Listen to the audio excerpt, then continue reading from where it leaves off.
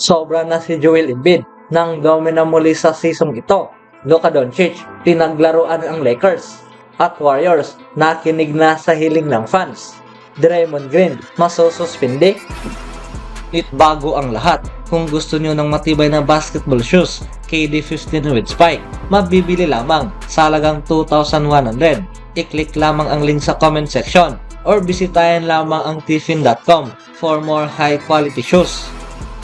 Sa kabila sa nagkaroon ng injury scare laban sa Atlanta Hawks, itong si Joel Embiid ay nasa lineup pa rin para sa Philadelphia 76ers. Siya ay nakapag-put up na naman ng another dominant outing laban sa Washington Wizards na nagpahintulot sa kanya na lagpasan ang franchise legend sa history books.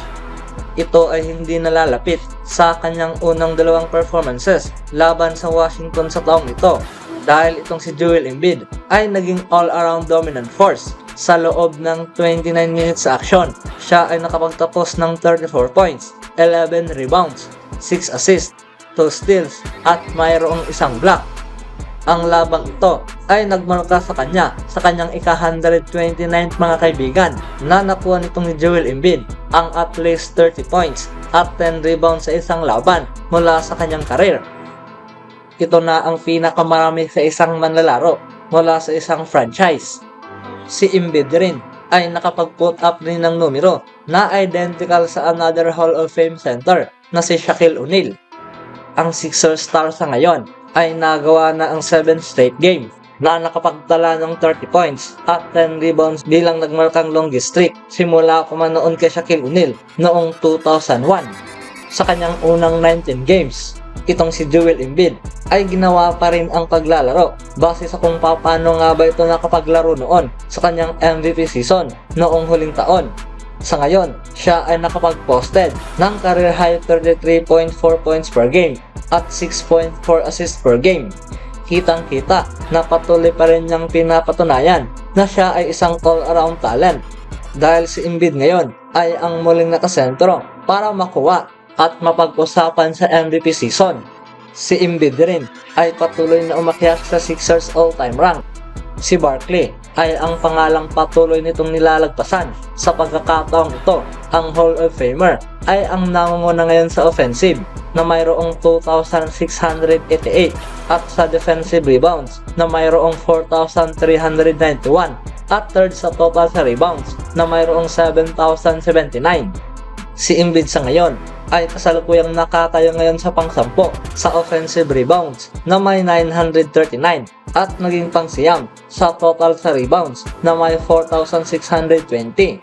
Kung sakaling pag-uusapan lamang ang scoring, itong si Joel Embiid sa ngayon ay mabilis na nalalapit sa Sixers all-time list na napapanghawakan nitong ni Barkley, dahil itong si Barkley ay nakaupo sa pang-5 na mayroong 14,184 at si Embiid sa ngayon ay nakaupo sa pang-8 kasama ang 11,352.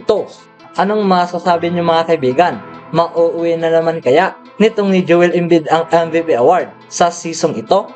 Sa kabilang banda naman, habang nagmula pa sa in-season tournament hangover, ang Lakers ay nahirapan ngayong hanapin ang kanilang rhythm offensively sa maagang laban at natalo sa Dallas Mavericks sa score na 127-125 sa araw na ito.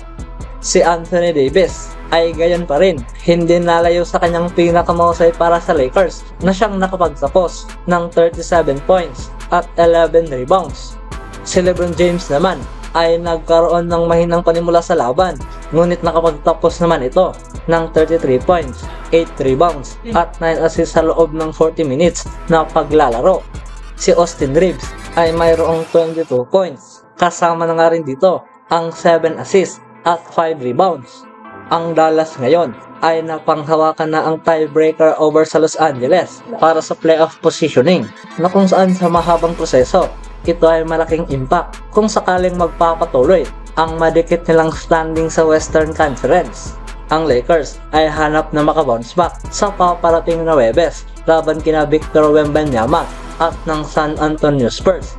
Ang opening minutes ay naging promising sa Lakers. Si Davis ay inatake ang basket at naprotekta ng maayos ang rim kasama ang kanyang magandang chase down block. na ipakita niya muli ang dominance na karaniwang nakikita sa kanya mula sa defensive side sa bola. Sa kasamaang palad para sa Los Angeles Lakers, ang Dallas potent offense ay nagsimula at ang Mavericks gayon pa rin ay nakapagtapos sa quarter kasama ang 34 points na mayroong 8 points advantage. Ang natitirang bahagi sa first half ay isang offensive struggle para sa Lakers na kung saan hirap silang makuha ang mga open looks or mga easy basket. Ang Dallas naman sa pagkakataong ito ay nagkaroon na ng 8-0 run sa gitna hanggang sa second quarter at ang kanilang lamang ay lumobo na. Marahil ang team ng Lakers ay nahihirapan man, ngunit itong si AD ay napapanatili pa rin nakokontrol ang bola sa hoop. Pinangunahan nga niya ang Lakers sa 7-0 run. Ngunit ang magandang paglalaro nitong Tim Hardaway Jr. ay naging parte mga kaibigan, kaya nakabawi ang Mavs. Ito ay naging kasapi sa 12 3-pointers ng Mavericks, kaya nagtapos ang comeback attempt ng Lakers. Si LeBron James naman ay sa third quarter pa ng laban nagsimulang uminit.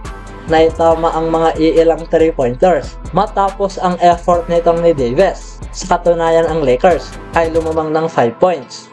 Ang parehong kupunan ay nagpalitan ng putok na tila tulad sa dalawang heavyweight boxers sa title match para simulan ang fourth quarter.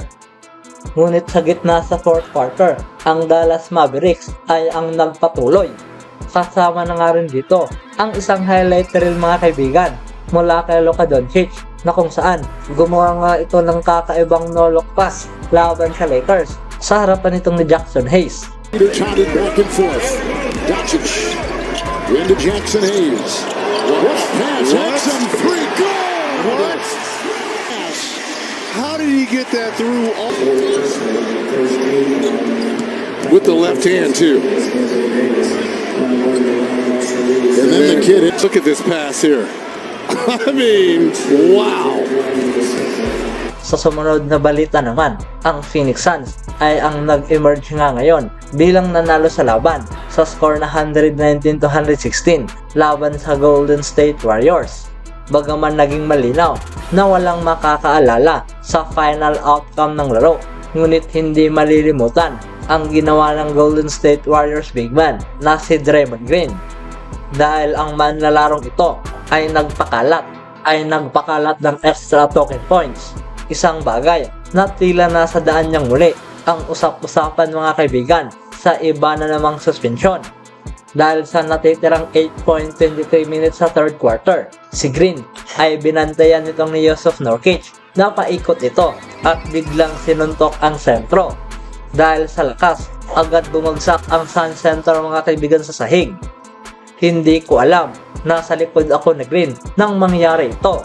Ano man ang nasa kanyang pag-iisip, ramdam ko na kailangan ng kapatid na ito ng tulong. Masaya ako dahil hindi niya ako sinubukang sakalin. Ngunit minsan, hindi pa rin ito makakatulong sa basketball. Tanging umapak ako sa sahig para maglaro. Na para kay Nurkic, ano man ang makukuha niya sa kanyang buhay, umaasa ito na makakabuti ito sa kanya. Speaking of center, ang Golden State Warriors sa ngayon ay nagkulang ngayon sa sukat sa center position sa halos buong season. Ang pangangailangan ng rim protector ay isang ebidensya sa kanilang naging status ngayon. Sa katunayan ayon kay Paul George, dito ay na-note nito na kinuha ng Clippers ang advantage nila sa sukat laban sa Warriors. Tila ang Warriors ay nakinig na nga ngayon dahil ayon kay Ben Steiner ng Sports Illustrated, ang Warriors ngayon ay ini-inquire itong si Nerlens Noel. Ang 29-year-old ay kasalukuyang unrestricted free agent na tiyak na siya ay makakapagdala ng sukat, tangkad at rim protection para sa Golden State. Ang team ay mayroon pa ngayong roster spot at ang makadagdag ng veteran free agent na siyang nakikilala na bilang isang elite defender ay ang laging katangiang hinahanap nitong ni Steve Kerr. Ang Warriors ay makakasulit dito kay Nerlens Noel dahil siya ay pasok sa veterans minimum para sa team na kung saan naman hindi ito peligro para kunin. Anong masasabi niyo mga kaibigan?